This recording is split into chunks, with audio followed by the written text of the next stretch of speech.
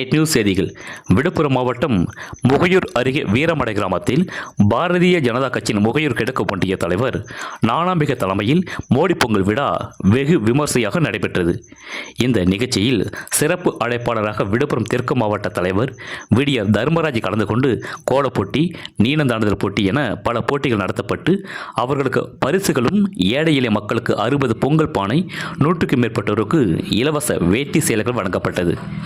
இந்த நிகழ்ச்சியில் முன்னாள் மாவட்ட தலைவர் VAT கலிவரதன், விழுப்புரம் பொதுச் செயலாளர் NRK ராதாகிருஷ்ணன், விழுப்புரம் மாவட்ட துணைத் தலைவர் ரவிச்சந்திரன், விழுப்புரம் மாவட்ட செயலாளர் பத்ரிநாராயணன் மற்றும் கட்சி நிர்வாகிகள், பொதுமக்கள் என ஏராளமான கலந்து கொண்டனர்.